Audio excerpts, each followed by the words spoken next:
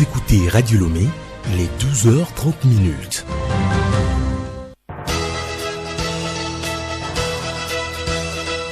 Le journal Bénédicte Kanda.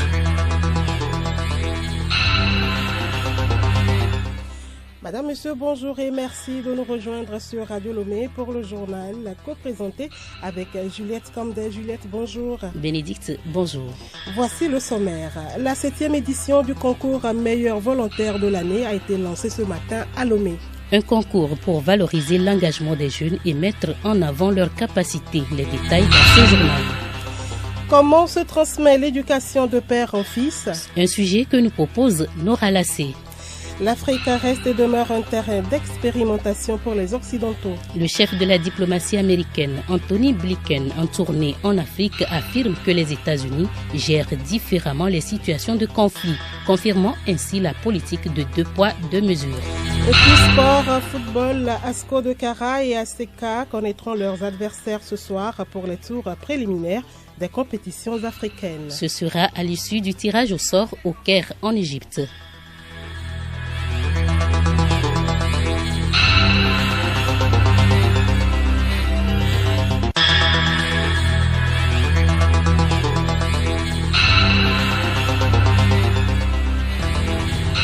radiolomé.tg.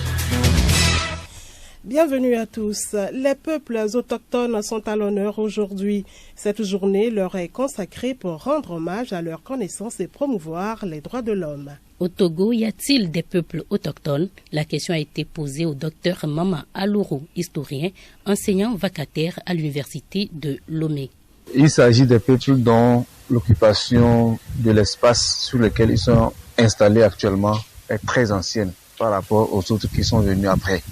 Donc ce sont ces peuples-là qu'on appelle les peuples autochtones. C'est par rapport à l'ancienneté de l'occupation de l'espace sur lequel ils sont installés. Ces peuples au Togo ont habité des régions de montagne. C'est-à-dire qu'à un moment donné où l'homme était un loup pour l'homme, la menace était telle que le meilleur endroit ou bien l'endroit privilégié pour être un peu en sécurité, c'était dans les hauteurs.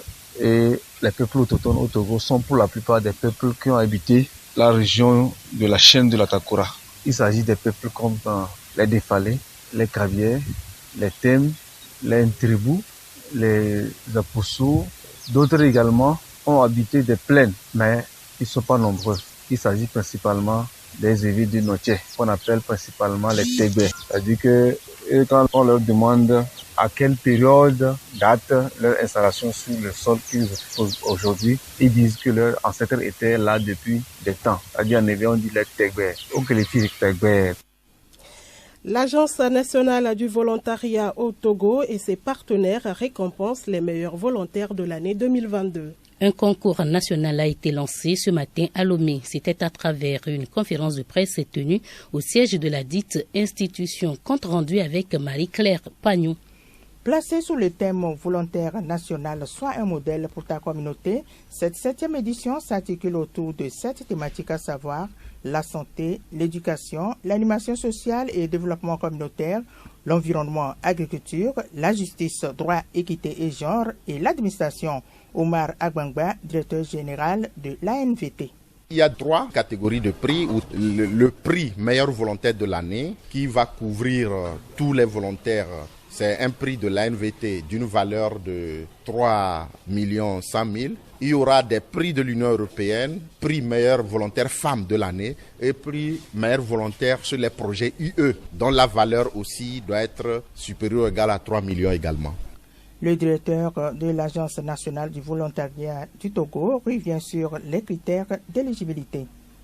Les volontaires en mission sur le territoire national et à l'international sont éligibles. Ne peut pas être candidat plus les volontaires qui ont déjà été primés, les volontaires qui sont dans les structures qui organisent ce concours, qui sont impliqués dans l'organisation de ce concours au sein de l'ANVT ou des partenaires de l'ANVT aussi sont exclus de ce concours. C'est depuis 2016 que l'ANVT a instauré ce concours dénommé Prix du meilleur volontaire de l'année. Au total, 54 volontaires, toutes catégories confondues, ont été récompensés. Merci à vous Marie-Claire Pagnon. La journée mondiale de l'éducation a été observée dimanche dernier. Occasion de revenir sur l'éducation que transmettent les parents à leurs enfants, puisqu'eux-mêmes étaient des enfants hier. Quel regard portent-ils sur leur enfance et les valeurs reçues qu'ils lèguent? Élément de réponse avec Nora Lassé. Les parents ont été des enfants eux aussi. Quel regard portent-ils sur leur enfance? Monsieur Charles Azilan, directeur des Togolais de l'extérieur au ministère des Affaires étrangères, de l'intégration régionale et des Togolais de l'extérieur. Une enfance heureuse avec un encadrement rigoureux. Papa et maman ont exercé le métier d'enseignant. Dès le bas âge, discipline et rigueur. Chaque fois que papa descendait à Lomé à la fin du mois pour prendre son salaire, il revenait toujours avec un livre que je me suis très tôt habitué à lire. Mes parents m'ont laissé cette liberté de militer très tôt dans des associations. J'ai adhéré à ma première association à l'âge de 14 ans. J'ai gagné et acquis beaucoup d'aptitudes qui me permettent aujourd'hui de m'en sortir plus ou moins bien dans ma vie professionnelle et dans ma vie de parent. L'enfant étant le père de l'homme, appréciation des valeurs à vous transmises et stratégie pour un monde meilleur, Monsieur Azilan. Les valeurs que mes parents m'ont transmises, probité, rigueur dans le travail, discipline, intégrité, respect à tout être humain, quel que soit son rang dans la société. L'enfant est le père de l'homme, vérité fondamentale. Nous sommes ce que nos enfants ont été. En tant que parent, dans mon attitude aujourd'hui, il y a des traits qui remontent à mon enfance. Nous saluons des attitudes qui nous ont marquées. En même temps, nous nous positionnons pour corriger ce qui nous a marqué négativement pour que ça ne se reproduise pas dans la vie de nos enfants. Devenu parent, je fais de mon mieux pour transmettre cette flamme-là aux enfants nés de moi. Par la grâce de Dieu, les enfants vont incarner ces valeurs. La suite de ce journal, dans le cadre de la célébration des 69 ans de Radio Lomé, le personnel de la station du plaisir a suivi ce matin une communication sur la carrière administrative du fonctionnaire, ses droits et devoirs. Elle a été présentée par le chef personnel de Radio Lomé, Éric Cloutier, sur l'esplanade de la direction. Cette communication a été subdivisée en 3 parties, notamment les différentes étapes de la carrière administrative, les droits et devoirs des fonctionnaires. Éric Cloutier, communicateur. Concernant les droits, on peut citer par exemple le droit à la rémunération de l'agent avec ses accessoires, qui sont les allocations, les primes. Il y a aussi le droit à la vie privée, le droit au congé, à la formation, etc. Pour ce qui concerne les devoirs, on peut citer l'obligation d'obéissance hiérarchique, l'obligation de réserve, l'obligation de loyalisme aussi et l'obligation d'exercice de l'agent. À l'issue de la rencontre, quelques participants se sont exprimés. Diadio Moussoupoy Tchotchovi, chef comptable, et Hubert Fanois, chef section énergie à Radio Lomé. Ce qui m'a beaucoup intéressé, ce sont les droits du fonctionnaire. Parce que quand nous rentrons dans la fonction publique, nous ne sommes pas informés de nos droits. Les droits sont en veilleuse. Nous évoluons sans pouvoir bénéficier de ces droits-là. Aujourd'hui, nous sommes au courant de nos droits et nous pouvons aller légitimement réclamer nos droits. Sans oublier que nous avons des devoirs en tant que fonctionnaires d'État. Au départ, nous n'avons pas certaines informations par rapport au diplôme que nous recevons et quand nous revenons, peut-être que nous ne prenons pas soin de bien réaliser les procédures pour les dossiers à suivre. Et ça fait que quelquefois les dossiers sont rejetés. Pourquoi ces incongruités? Le CPA a pris soin de nous expliquer clairement et nous avons pris acte de la bonne manière à adopter les prochaines fois. Les relations interpersonnelles à Radio Lomé, comment les améliorer? C'est le thème qui sera abordé demain. Et justement, Juliette, notre invitée dans le cadre de cette célébration est Faye Adam, ancien chef section régie des programmes. Rendez-vous vers la fin du journal. Le journal Bénédicte Kanda. Dans l'actualité internationale, le secrétaire d'État américain Anthony Blinken poursuit sa tournée africaine. Dans une interview accordée à nos confrères de RFI, le diplomate américain crée une confusion sur les motivations de son déplacement sur le continent. Des précisions avec Yao Kamake. Alors que dans sa déclaration à son arrivée en Afrique du Sud, Anthony Blinken laisse entendre que l'Amérique veut traiter l'Afrique d'égal à égal. Son intervention sur les ondes de RFI suscite contradiction et confusion, considérant le continent noir comme un terrain d'expérimentation. Anthony Blinken. Je ne suis pas là parce qu'il y a compétition avec qui que ce soit d'autre. Ce n'est pas un voyage ou non seulement un voyage, ce n'est pas un engagement américain en Afrique à cause d'un autre pays, mais au contraire parce que l'avenir du monde sera défini de façon très importante en Afrique. Et donc, ce que nous faisons ici, c'est que nous établissons des partenariats. Il s'agit du deuxième déplacement de Blinken en Afrique subsaharienne depuis sa prise de fonction. L'année dernière, il s'était rendu au Kenya, au Nigeria et au Sénégal. Cette deuxième tournée du secrétaire d'État américain est perçue par l'opinion publique comme une stratégie visant à contrecarrer l'influence russe.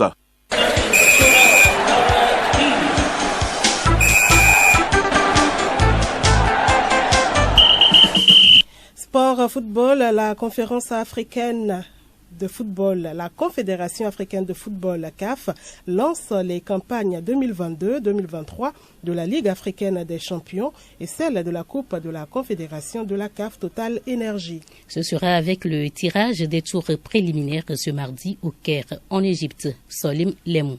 La CAF lancera ce soir la course à la succession au Wydad Casablanca, vainqueur de la Ligue africaine des champions 2022, et de la RS Berkane, vainqueur de la Coupe de la Confédération. Le tirage au sort des tours préliminaires se fera donc ce soir au Caire en Égypte. Pour ces tours préliminaires qui se dérouleront du 9 au 11 septembre prochain pour les phases aller du premier tour et du 16 au 18 septembre pour les phases retour, 6 clubs seront exemptés du tirage. Il s'agit du TP Mazembe, Al Ali, Wydad Casablanca, le Raja Casablanca, Mamelodi Sundowns et de l'Espérance Tunis. Pour ce premier tour, Asco de Kara, champion du Togo 2021-2022, sera fixé sur son adversaire de la double confrontation avec pour espoir de se qualifier pour le second tour des préliminaires qui se tiendront du 7 au 9 octobre pour les phases aller et du 14 au 16 octobre pour les phases retour. De son côté, le vice-champion du Togo, ASK,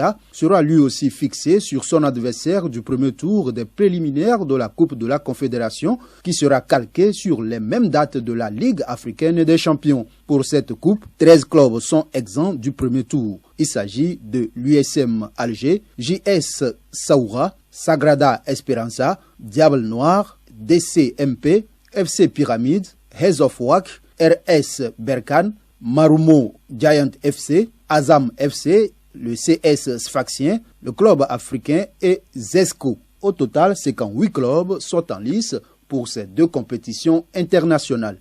Et puis, la Super Coupe de l'UEFA se jouera demain, mercredi. Elle opposera à Helsinki le Real Madrid, vainqueur de l'UEFA Champions League, et l'Eintracht Francfort, vainqueur de l'UEFA Europa League. Cette finale marquera le traditionnel lever de rideau de la nouvelle saison européenne. Pour la petite histoire, ce sera la première rencontre entre les deux équipes depuis la sensationnelle finale de la C1 en 1960 où le Real Madrid d'Alfredo Di Stefano avait battu Francfort par 7-3 au Hampden Park de Glasgow. Merci à vous, Solim Lemo. Juliette Camdet, les résultats du tirage numéro 05/2022 de l'Autosport. Les numéros gagnants sont les suivants: 4, 10, 11, 12, 28, 31, 36, 37, 41, 44 et 48, soit 11 matchs nuls. Et puis, nous vous l'annoncions plus haut, notre invité dans le cadre des 69 ans de Radio Lomé est Faye Adam, ancien chef section régie des programmes. Il a été animateur avant son admission à la retraite. Il est interrogé par Hélène Assabi. Faye Adam, dites-nous, comment avez-vous travaillé à Radio Lomé? Au début, ce n'était pas trop facile. On était au nombre de 5 arrivés à Radio Lomé sur la roulette de Ankou. Nous avons démarré les enregistrements de voix pour détecter les bonnes voix et afin de les placer où il se doit. C'est ainsi que Ankou m'a dit que j'ai une belle voix et que vraiment je pouvais travailler au service des programmes. Et nous avons commencé avec les avis, les communiqués de tout genre. Chemin faisant, on nous a attribué des émissions, je me rappelle Quel avenir, surtout en matière d'éducation et de formation. À un moment donné, nous avons été désignés pour, n'est-ce pas, animer le réveil. C'était très passionnant le réveil, mais il fallait avoir la passion de se réveiller très tôt afin de commencer son boulot. J'ai fait banalement 4 ans au réveil et vraiment ça n'a pas été très facile.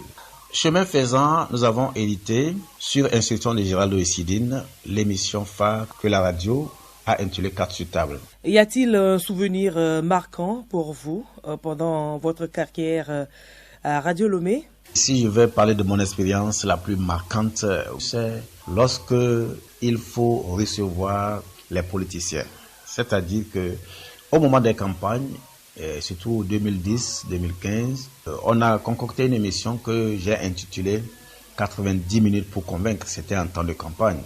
Et il fallait que les candidats qui devaient se présenter à la campagne présidentielle devaient animer une émission en 90 minutes pour nous décliner leur programme d'action. À présent, votre point de vue sur la prestation de Radio Lomé. Alors, au regard sur les prestations de la radio aujourd'hui, pour ma part, les jeunes doivent comprendre que tout est devenu facile. Tout est devenu facile sur le point production, et surtout que le matériel qu'il faut utiliser est aujourd'hui à disposition. Maintenant, disons que nous parlons par téléphone. Avant, on n'avait pas ce dispositif-là pour transmettre. Aujourd'hui, tout est facile. Donc, seulement, il faut que les jeunes qui embrassent la carrière de journalisme d'animateur soient passionnés. S'ils sont passionnés en la matière, ils doivent tout mettre en œuvre pour avoir à leur niveau les moyens pour éclore leur talent.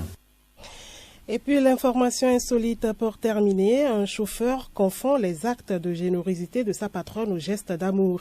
Les faits se déroulent à Yaoundé au Cameroun, où Dame Merci, au cadre qui vit seul, recrute Désiré comme chauffeur. Elle lui paie 150 000 francs de salaire, lui fait des cadeaux et va plus loin en l'invitant à table lorsqu'elle s'arrête dans un restaurant. Désiré voit en ces marques d'affection des signes d'attirance que la dame lui envoie. Il décide alors de tâter le terrain. Il commence à appeler sa patronne par son prénom. Elle ne manifesta aucun mécontentement. Désiré, confiant, passe au palier supérieur en envoyant des messages d'amour à sa patronne. Lorsque Dame Merci reçoit le message, elle l'invite dans son bureau. C'est en souriant que Désiré s'y est rendu. Sans mentionner un seul mot, Merci lui arrache la clé de son véhicule et lui demande de libérer les lieux. Elle venait de remercier ainsi son chauffeur.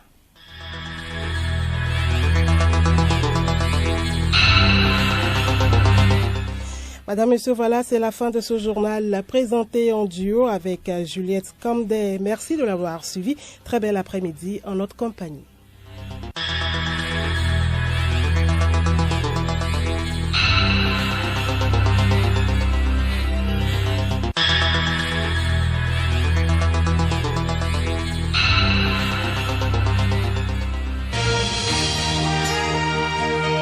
Radio Lomé, boîte postale 434, email radiolomé@radiolomé.tg.